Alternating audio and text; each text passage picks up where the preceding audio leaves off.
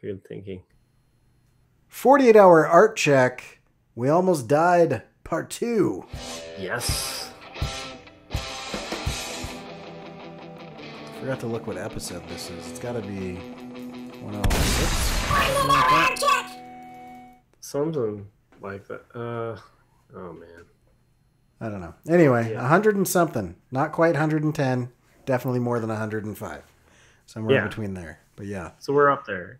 Um, cool. Yeah. So we're kind of doing this on a Sunday. So just to explain that to our regular viewers and stuff like that. And I'm guessing a lot of we might have some people joining us in the chats, but I'm guessing a lot of you guys will be watching this after the fact. And thank you for sticking around and watching it after the fact. And aside from that, the reason was just our timing didn't work out on Friday. We both had like just stuff come up and it came out it got moved, so and that's gonna happen, Yeah. so yeah, And but the important thing I think is that the art is still getting done. The projects are still moving forward.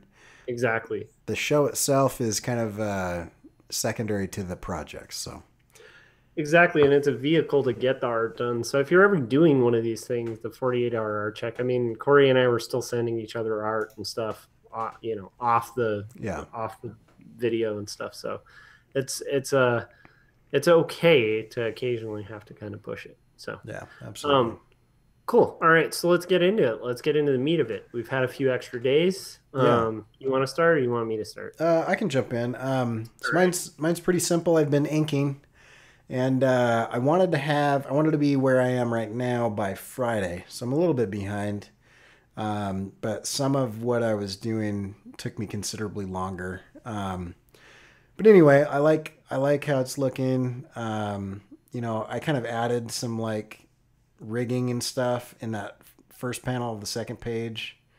And then I did some more research on some of the creatures, just like make sure that they're like accurate. And I don't somebody's somebody's got to do a story on Drogers, man, because they're just like the coolest thing ever. Like Viking zombies, and they have their own mythology that has nothing to do with like popular zombies. They're really interesting. So That's awesome. yeah, they have seaweed for heads. It's great. Yeah. So Was that the same creature that has like the weird burial process that you were talking about? Or was it like, yeah, if the corpse is found sitting yeah. or standing, then it's assumed that they're going to return and be Droger. And so they like tie their big toes together, and then they drive needles into the bottoms of their feet, and then they'll put them in tombs and then brick up the door. I Um, love it. and it still doesn't work. They still get out, but then they can like change their size at will, and so they can become like huge. And then they also have some vampiric qualities where they like drink blood and Nice. super strength. Anyway, really interesting I stuff. love it. So Yeah. they're like Ant-Man zombies. Yeah. Ant-Man Ant-Man zombies zombie vampires. with the ability to cause people to hallucinate so that they go and kill themselves. Like they can drive people insane, or they can curse people with bad luck. So that Oh, I when love it. anyway, they're pretty terrifying. They're kind of like the Superman of villains, where they could do like everything. It seems like you read it all, and you're like, they're like shapeshifters. It's pretty nuts. So Wow, that's amazing though. That sounds fascinating, and I think the pages are looking good, and I like the experimentation with texture you're using and stuff. It's very bold, and so nice. that's good to be doing too. Yeah, I'm gonna add in Um, some darker splatters, and I'm gonna like cut out uh, paper that's just the size of the panels, and then splatter okay, just because I want it to collect in the corners. nice. So yeah, so it'll be I good. love it. Let's Um, scan it first though. so Squatchy Inc. is joining us in the chats. So Hey, thank you on a Sunday for joining us. All right. Should I jump in? yeah, All right. So I finished page two, which I'm pretty happy about, and then I also finished my page of quarterly stories that's full of lots of language, and it's mind blowing language. And then you can check that out at quarterlystories.com. So I'm kind of right where I wanted to be. I'm like about a panel ahead of where, um, well, a panel or two ahead of where I wanted to be. But much like you, not quite as far as I had imagined, because I'm not as far past Friday as I should be. Yeah. From what I remember, I was speculating. Um, so I'm about a day behind where I thought I would be. But I figure I can close that gap. Um, and you know, the whole point is to just kind of be making progress and stuff. I am excited. Every time I finish a page of quarterly stories, I get excited because I think now I'm getting close to like page 90 basically for the Cool. book. So, it's pretty exciting to get that far, you know. Yeah, that's awesome. That's way cool. Yeah. And you're how many pages until you finish volume one? I think probably about like 10 or 15. I'm not entirely sure off the top of my head. I That's haven't awesome. worked out, but I just don't know off the top of my head. And it's weird because I also try to have a map for that, but not get too bogged down on the map because that can be really paralyzing when you're working, especially, you know, but this is the story I'm currently working on is going to be the last story of the book, the first book. So Cool. yeah, it Yeah, should be exciting. that's awesome. Um, so challenges for me, I've been like incrementally getting sick all week. Like if like Monday was like a point 0.5, Tuesday was like a 1, Wednesday was a 1.5, and then this weekend went from like 3 to 9 overnight, and it's been rough. So just, kind of fighting that. Nothing real serious. Fun things though. My 9-year-old daughter, like in the last 2 weeks, has gotten super excited to like play video games with me every time I get home. So she's like getting her chores done early, and I don't know, it's kind of fun. We're playing Shovel Knight together, which is super time consuming, but is pretty awesome that she's like still excited to play with me. So yeah, Nice. so that's cool.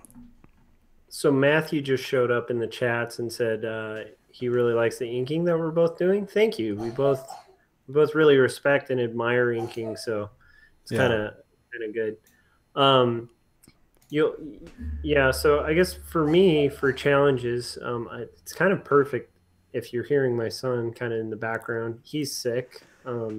We have the cold that won't go away, like him and me.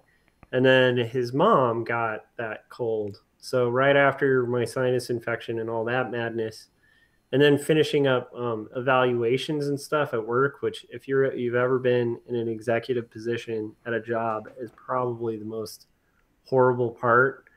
It's valuable and stuff, but it's just like brain taxing yeah, work to do, because especially even self evals at that level, because that's kind of where you advocate for resources that you need and stuff like that. But at the same time, you want to be really objective about your failings in the last year and your successes, and really open about like possible solutions to those things. And so that was like, coming out of a sinus infection, having to get in that headspace and then go home and be like, go to sleep, take care of, like, let my wife sleep, watch the kid.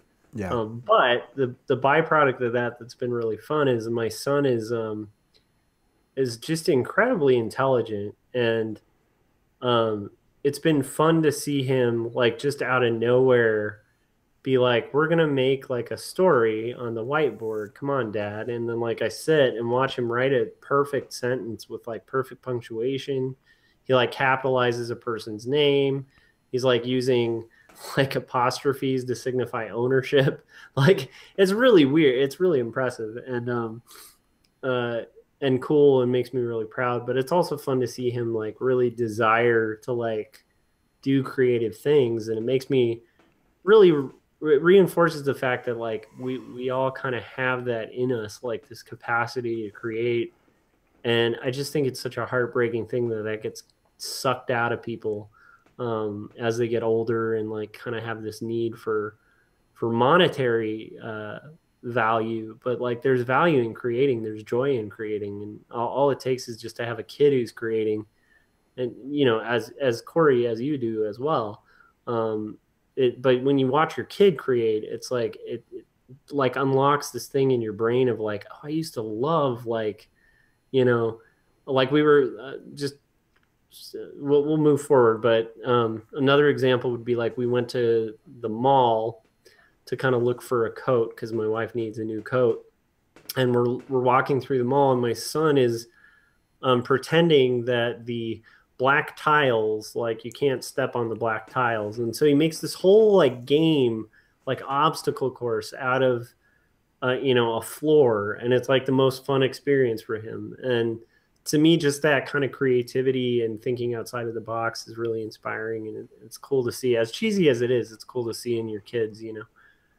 Yeah, absolutely. And it's I also think it helps us as adults because like Yes. you're like, oh, I remember when I didn't know the rules of everything and I just made them up. Like I half the time I'm like, hey, you're not supposed to use that like that in my mind, and then I'm like, oh, but like who cares? Like that's a pretty Yeah. creative use of whatever. Like earlier, Scarlett um, was like pinching these glitter pens that she had, like pinching the ends so that they would bleed, and then like putting them really close to the paper and like blowing on them really hard, and it would like do this really interesting kind of splatter. She's destroying the pens, but it's like I don't care. That looks cool. So anyway, it's just interesting to see how she's like, yeah, if I do this, and Yeah. I'm always like, yeah, that looks great, but you just destroyed our kitchen table. So remember to put stuff down when you do stuff like that. So, It's yeah. it's awesome though, and it reminds me of like Ian McKay has this quote about skateboarding where he said he finds that like a lot of creative, especially people who are into punk rock, and kind of a lot of the guys that like really defined punk rock in the '80s, a Mm-hmm. lot of them skateboarded, and he was saying for him, skateboarding like was more than just skateboarding; it was a way of changing perception of things that were had a utilitarian use but like reviewing it from the angle of like how it could be useful to you. And so Yeah. it's like, like a curb, like in a city has a certain function, but like a skateboarder views a curb and all they see are the different potentials of that curb that the city never designed it for. Yeah. And he was saying like, so for him, like skateboarding was like the way he started approaching art was just the same way. Like you have to kind of look at it as, hey, there's a curb. How can I approach this and use it to my advantage and like make it fun? And like I always think that's a really cool way of like kind of thinking about it. Um, yeah. Yeah. That's way cool. So let's So sorry. Anyhow, let's no, let's yeah, that's fine. Yeah. So plans. I'm gonna finish this page, and I'm gonna keep getting ready for the sticker stint. I failed to mention that in progress. I'm building up some ideas for that. And so I've actually been going through old like stock images from the 50s and 60s of oh like nice. illustrations to like get and I'll just like kind of randomly look at stuff in certain categories and then mash them up. And anyway, so there'll be some interesting things like that. And then I've also been reviewing Shakespeare plays, which is that's a dead niche, man. I don't think anybody cares, but like I think it's hilarious to tell like visual Shakespeare jokes, and so I've got a couple that I've already finished. So I want to do a few more. Anyway, so those are my plans. Is kind of like finish fleshing out those ideas. I'll finish inking this page and start another. I probably won't start. I'll probably finish this page before Monday, but not start the next one since Monday is tomorrow. Yeah, that's a good point. Yeah. Yeah, So our 48-hour art check tomorrow will not be impressive in the sense of like the amount we get done. yeah. Um, okay, so yeah, so my plans by the next check, since it's less than 48 hours, I'd say that I'm hoping to have the thumbnails for the next page of quarterly stories worked out.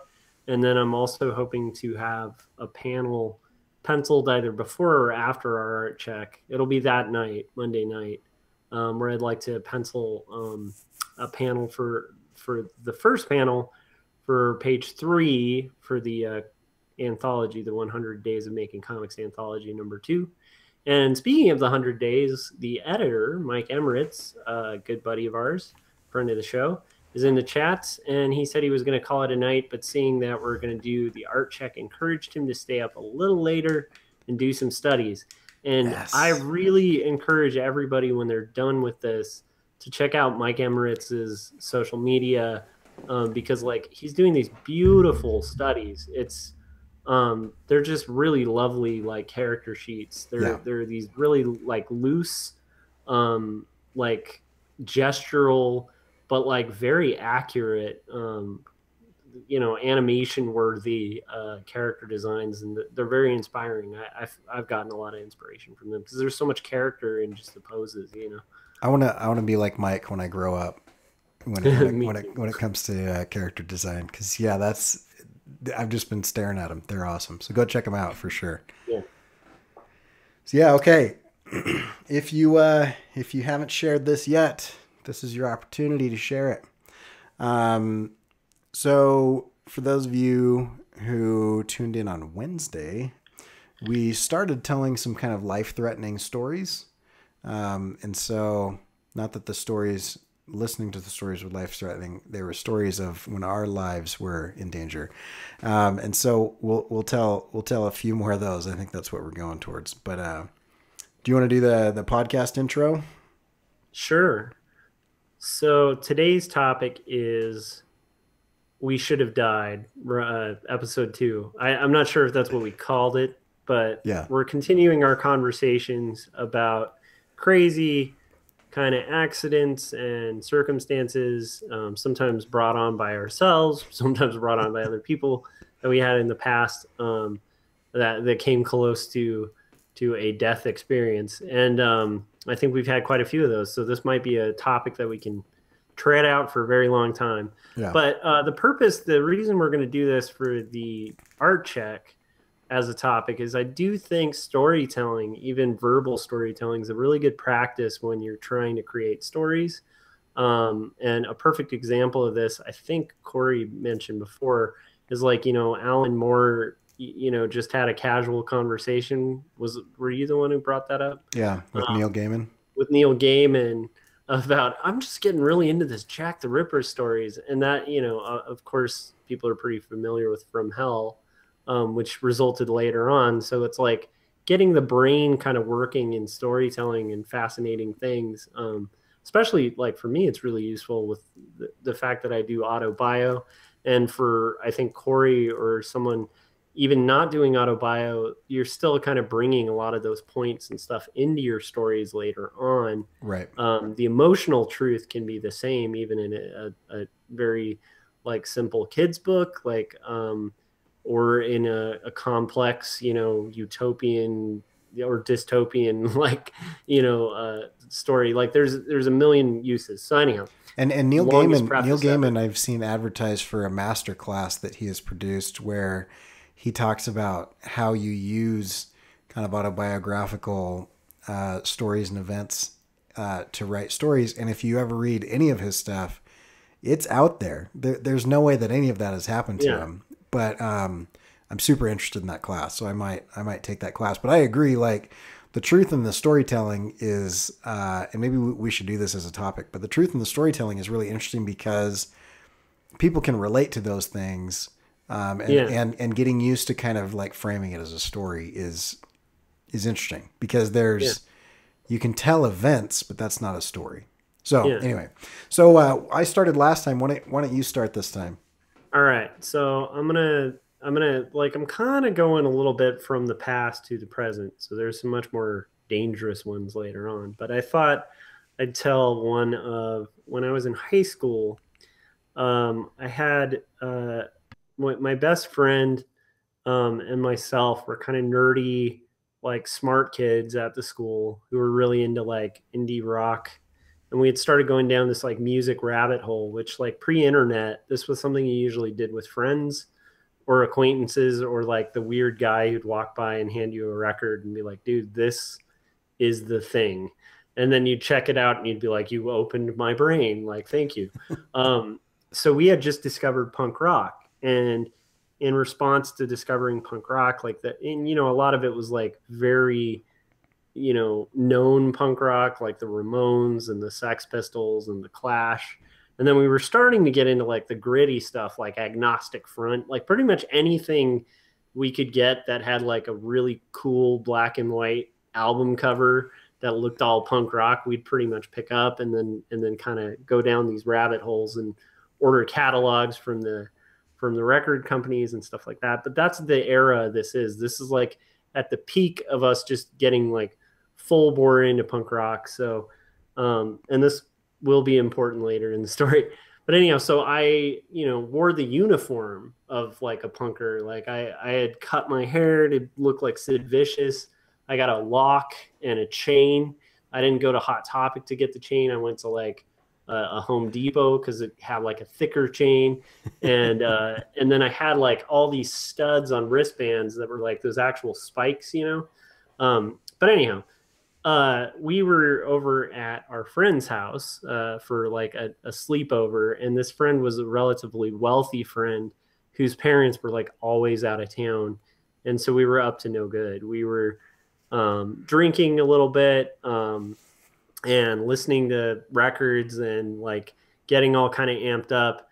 And keep in mind, like the place that we went to high school in was out in the middle of nowhere, this place called Rosamond, California, which is like the only things to really do in Rosamond are like doing really bad things or like going out into the desert and just doing weird adventures. And so we did a mix of both. So we did a lot of drinking, not the person who was going to be driving, the guy whose house it was.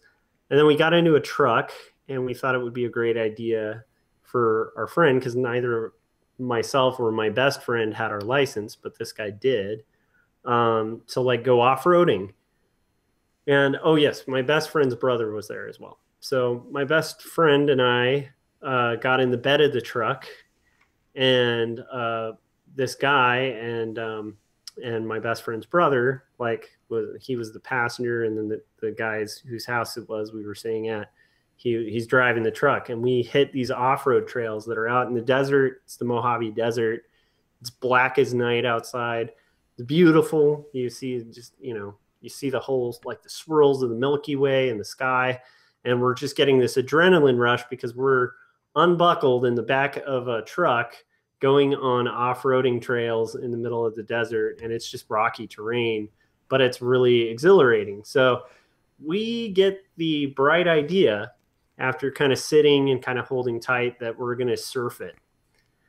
And no. So, and keep in mind, we're going like 35 miles an hour or 40 miles, and not fast by means of like if you're on a smooth road, but way too fast if you're off-roading. Anything faster than you idea. can run is really fast. Yeah. Yeah. Especially when you're talking about, I mean, this is not a smooth terrain. Right. So we decide we're going to stand up and surf. And so like my best friend and I stand up and decide to surf. And at that point, the guy driving the car gets the brilliant idea, because he doesn't see us in the rear view, because he's paying a lot of attention to what's in front of him so that he's not hitting dips, to make a very quick turn. And at that point, we like time slows, and I see my friend fly out of the car, and I fly out of the car, and I'm literally looking at my friend like we're in the air, and he's below me. And at one point, then he hits hard, and I'm about to hit hard, and your perception of time slows down a lot. So I remember very vividly my face seeing the because the car had kind of flown in the air because it had hit a bump. So my head came like maybe 6 inches from like the base of the tire. Like I actually saw the tire above my head. Had it landed, my head would have just been gone. Oh my gosh. So the tire clears me, and then like it's like the slow motion stops and just boom. And I as I recover, like the first thing I see is like a spike that was on my wristband, because I was a smart punk rocker. And it was probably like an inch from my head. Oh, geez. Um, and then I look below me, and uh, um, uh, I don't see anything. And somehow my friend that was below me had landed, and his impact had landed on me. And at that point, I start assessing the damage. I look at my arm. I've lost like the skin on a lot of my arm. And it's like treaded, because you don't just land. You land and drag when Yeah. you fly from a car, Road and the rash. drag is probably the worst part. Um, I have half my face is like just like my friend can't even look at me because he's freaked out. Like I look disgusting. I'm just covered in blood. Um, the truck comes back. I'm trying to kind of figure out what's going on. At this point, I'm still in shock, so I'm kind of laughing it off, and I'm like, "Oh, I'm good."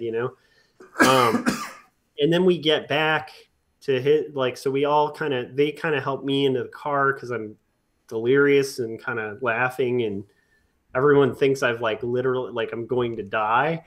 But I thought it was hilarious because another reason I thought it was hilarious was because my friend who had landed on me had cut his finger, and he was complaining about his finger like had like a paper cut on it, and half of my body was like ripped to shreds, including my whole like punk rock jacket that I had like sewn all the patches on. Yeah. I think I had a few safety pins sticking in me from my jacket, because that's so cool to have safety pins on your jacket.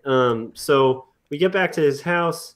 They throw me in the tub, like they start just trying to wash off the blood, and there's just like dirt and rocks like embedded in my skin. And getting that out of wounds is the worst. Like I don't know if anybody in the audience has done this, but if you have not had the pleasure of getting road rash to the point where you have to pick gravel and shrapnel and dirt and whatever is on the road is now inside of your skin, that's the worst because you can't be gentle, and at the same time it's like super painful and tender. No, and you can't like your temptation would be to like rub it off, and you No. can't. You have to pull it out. Yeah. Like because it's so embedded in there. So anyhow, so yeah, like my knee was like super shredded up, like my whole arm was messed up. I still have like scars and stuff on my arm. I think it's this, but it's like my elbow got it pretty bad. And like a lot of my leg was just incapacitated, and like I had managed to not break anything. I just shredded off a lot of my skin. and and meanwhile, while we're freaking out and like they're all freaking out, they're like, should we have you stay the night? Like, after like while they're cleaning and stuff, it's like, should we stay the night? Like, we're gonna get in so much trouble. Like, because like my family was not okay with any of what we were doing, including off-roading. Yeah. And neither was my friend's family. So we were like, okay, what do we do here? And like, meanwhile, they're like, do we let you sleep? Because you could like die. Like I've read this thing because I have this like lump on my head and stuff. So anyway, we end up just deciding like, we're just going to kind of wait the night out. I go to sleep. I wake up. Obviously I lived through it and stuff. And then the next day when I got back home, we made up this story that we had gone hiking, and my friend Jeremy and I were just being a little stupid, got a little too close to the edge, and fell. And so it was a fall rather than a surfing.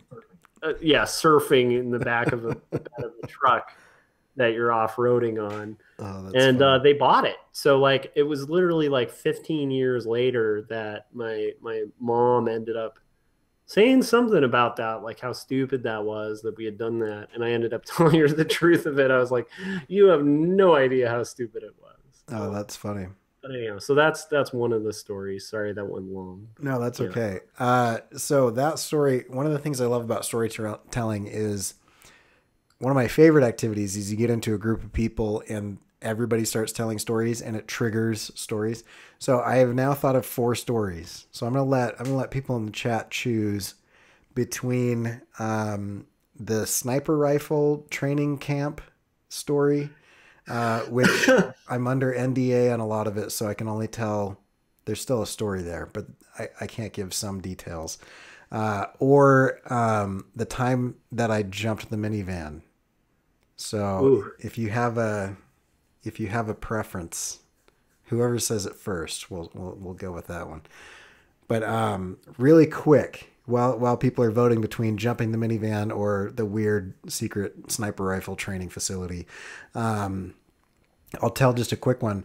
We were whitewater rafting, and there was like three boats full of people, and we is so we were going, and what happens is when there's not rapids, you kind of attack the other boat, and so what we were doing is we'd go on and attack this other boat, and then at one point in time, our raft upended, and one of the people who was like trying to capsize us from another boat fell from the nose of our boat all the way to the back and landed with his foot right in the guide's head.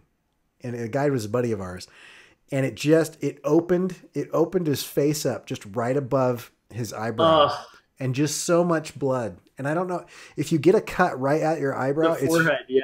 it's Oh, really hard to tell whether you've lost your eye or not, because it yeah. hurts a lot, and then there's usually so much blood that you're like, oh, did we just like puncture an eye? Like, do we need to look for his eye? Anyway, Yeah. anyway, that guy. The reason I remember this story is because you were talking about getting stuff out of the wound. We were like whitewater rafting, so we're in the middle of nowhere. So we're like, oh, we got to go to the hospital. So on the way back, we're like in Montana, and we found this. You could call it a hospital. They called it a hospital. It was maybe in the Old West, it would be considered a hospital, but it was like two rooms, sort of, and they just like stitched him up right there, Yeah. and they're like, we don't really have any anesthesia or anything, or like, I can. He's like, just do it, it's fine. So they just kind of like scraped, and they scraped with like this metal thing to get all. Ugh. Anyway, so there's that. So do we have votes in the chat on the story? Yeah, it sounds like sniper is the way to go. Squatchy and Mike are All right. saying they want sniper story, and I'm glad they are because between the two, I'm sorry that it is the most like intriguing. It's a better title. It's a better title. Yeah. So I have to be careful because I'm not legally under NDA, but my client, told me if you talk about X, Y, or Z, you're gonna have a very bad day. And this guy makes weapons for the military and was one of the Huh. scariest people. Nice guy, also terrifying. So anyway, legally, I don't think I have any obligation to do this, but it's just a good idea. Anyway, I like him. He's a good guy. But so he hired the company I worked for to do some videoing of a facility. And he said, all right, CK, we're going to go to this place, but this place, you're not allowed to know where it is because it's a secret facility. The military, what's happening right now. This is at a point in time where Congress was considering shutting places down and opening other places. And so Got it. depending on who we anticipate to have a war with, it would make sense to have training facilities where it's really cold and covered in snow, or training facilities where it's more of a desert climate. And in the US, you can kind of just pick and choose what climate and terrain you want because it's a big country. So anyway, so that kind of came into play. But I got into this very small plane, like the kind of plane I've done some skydiving. It was like one of those planes. They're not big. They're like the kind that Nice. like you and I could buy.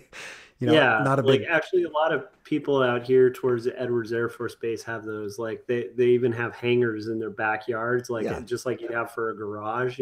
right. Like little Cessnas and Yeah. little things like that. So I get in and they blindfold me and fly for, I don't know, some undisclosed period of time from where we took off. And and I'm blindfolded the entire time.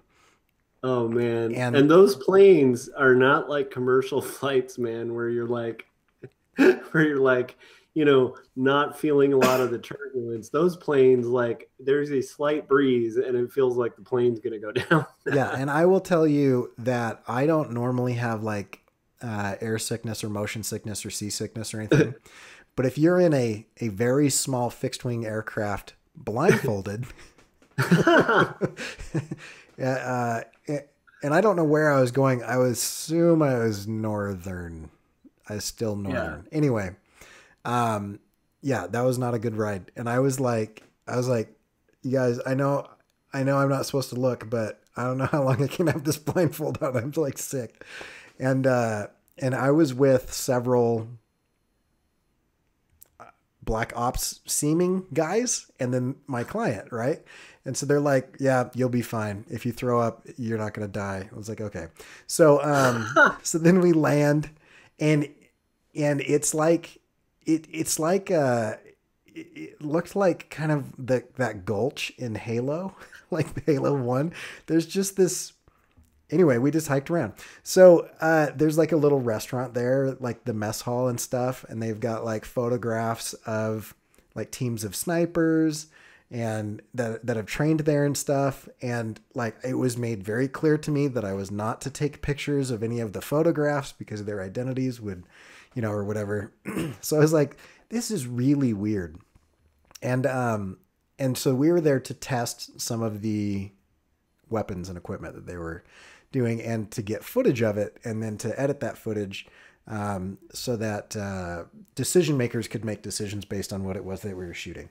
And filming is what I meant to say. Also shooting things, but we were filming the shooting of it. And so all kinds of interesting things happened all day long. Just like he's like, "Hey, did you know one of the hardest shots to make is like up on a cliff shooting down?" And that's what's great about this facility is there's so many cliffs. And so we're like, there's like targets that are like hundreds of yards down, like an incline, and stuff. And anyway. And so I have just the camera with me. And it's a Sony XL1, which is like one of the first HD digital cameras that didn't cost. Like HD cameras when I got into video were like $125,000. Yeah. And then like a year later, Panasonic and Sony both came out with like an HD that was like within like $5,000 to $7,000. And so it was like a huge game changer. So I had one of those and, I am on the back of one of those four-wheelers, those little quads, like those, I don't know, every geographical area has a different name for them, but the tiny ones, right? And I'm sitting on the luggage rack and it is being driven. There's like three of us in a row and it's being driven by Black Ops Marine type people. I don't exactly know what their rank or affiliation was, but that was the type of people, right, that were driving it. And so they're not like, they're highly trained and they're also not cautious. And so like they're going very fast through like this wooded area over creeks. And I have like a $5,000 camera and they're like, "Hey, film this part. We're just going to kind of take you on a route around the area because we want to showcase like these features and stuff like that." So I was like, okay, well, I'm like sitting. There's no seat belts, luckily, because if you roll one of those, you don't want a seat belt. And so I'm just sitting and going, and they take a very sharp turn to the right. And I continue to go straight.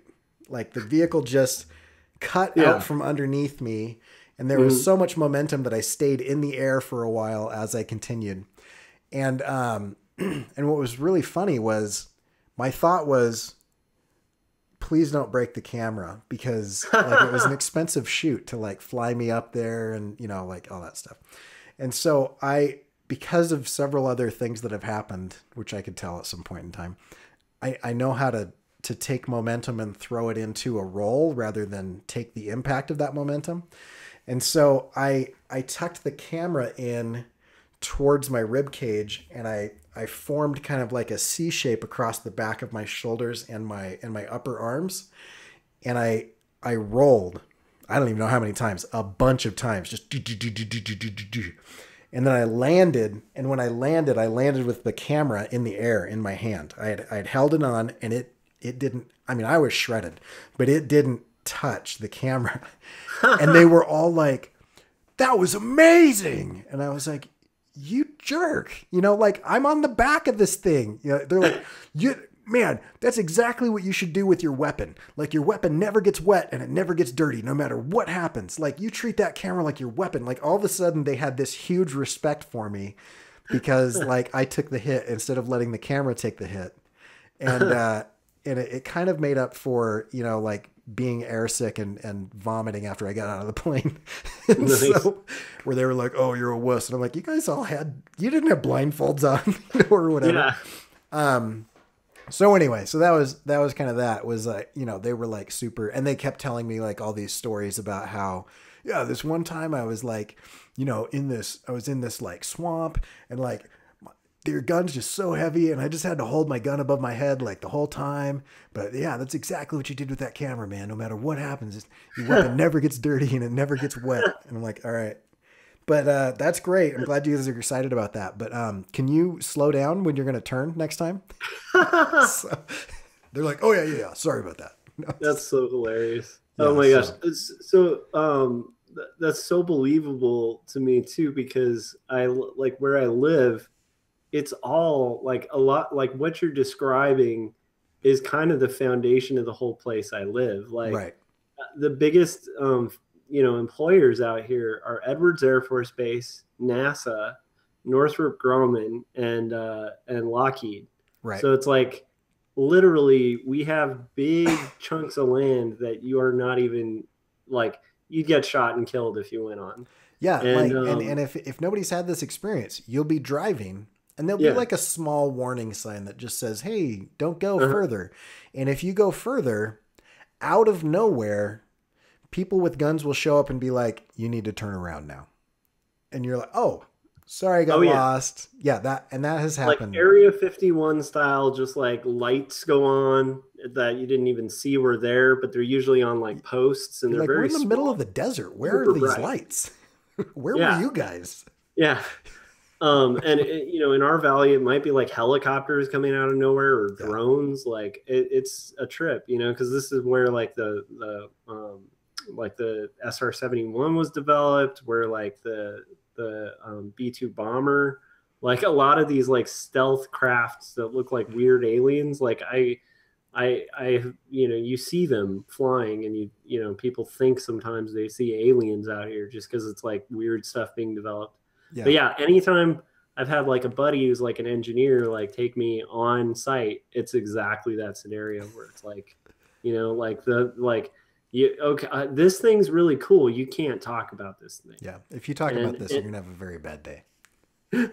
yeah, yeah. So yeah, cool. Well, I think we might just want to call it, and then we can kind of continue these stories at another time because it's like I could go Yeah. for hours talking about these.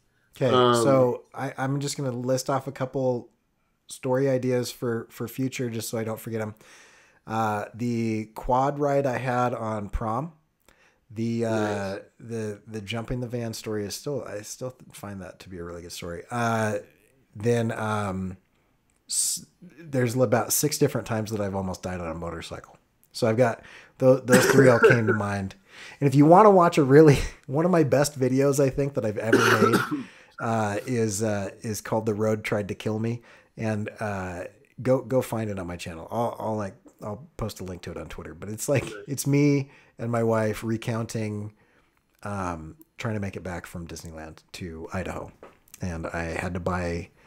I didn't have to, but I ended up having to buy a motorcycle because my driver's license expired and TSA wouldn't let me on. And then it was just an interesting 960 miles in a 20-hour period because I I had to get back for work. So, and that's too far to drive. But there's several things that happened that were kind of interesting. So go watch that video as well. It's awesome. I think that in our next discussion like this, I might be talking about a strange, like literally schizophrenic psychopath who locked me in their apartment and wanted to kill me. I might be talking about getting held up at gunpoint when I worked at a mini mart, and having a gun pointed directly, like maybe this close to my head. There's a lot of crazy ones. Um, yeah, so a lot I of stories to come. So tune into the next art check because we might continue this. We might change gears. We might talk art stuff. I don't know. Yeah, So let us know in the comments of this video because you bring that up and I think of I got in several altercations in the slums of Glasgow that are kind of interesting. I Yeah, love it. so so let us know if you guys want us to go back to talking about Do art it. or keep telling stories. So yeah. And oh, I didn't fix the credits. If you want to check out my stuff, you can go to CoryKerr.com. That's CoryKerr.com. If you want to check out Josh's stuff, you can go to quarterlystories.com. If you want to jump in on the sticker stint that I'm doing starting on February 14th, then you can go to CoryKerr.com/sticker stint. That's sticker STINT.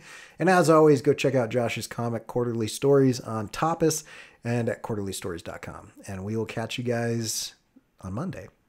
Bye.